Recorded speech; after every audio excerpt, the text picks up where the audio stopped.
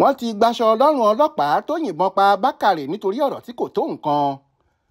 Kọmíṣánná ọlọ́pàá ìpínlẹ̀ Èkó CP Ìdòwú Owóhùnwá ti fòǹtẹ̀ lù pé kí wọ́n gbaṣọ lọ́rùn ọlọ́pàá kan ọ̀gbẹ́ni Kabiru Ọ̀dẹ́jìmí ẹni tó yìnbọn pa olóògbé Idris Bakare ẹni ọdún 26 lọ́jọ́ 28 oṣù karùn-ún ọdún yìí nílùú Ọ̀rẹ́gùn nípínlẹ̀ Èkó níbí.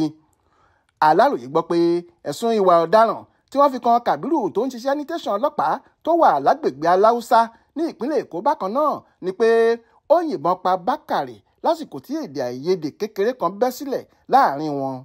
Ọjọ́rú Wẹ́sídẹ̀ẹ́ ọjọ́ 5 oṣù keje yìí ni kọmíṣánná ọlọ́pàá ìpínlẹ̀ Èkó pàṣẹ pé kí wọ́n gbaṣẹ́ lọ́wọ́ rẹ̀ kó bá lè lọ káwọ́ pọ̀nyìn rojọ́ lórí ẹ̀sùn ìwà ọ̀daràn tí wọ́n fi kàn án.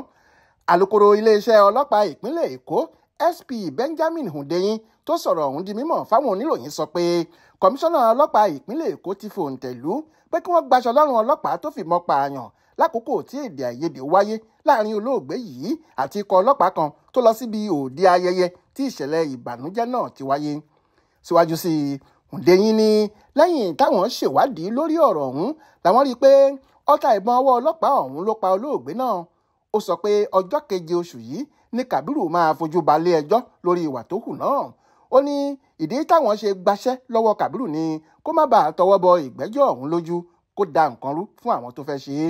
Bákan náà ni kọmíṣánná ọlọ́pàá ìpínlẹ̀ Èkó ṣèlérí fáwọn aráàlú pé òun máa sa gbogbo ipá òun láti rí i pé àwọn ọlọ́pàá tó yẹ kó máa pèsè ààbò fáwọn aráàlú wọn kò ṣí ipò wọn lò nígbàkigbà tàbí níbikíbi.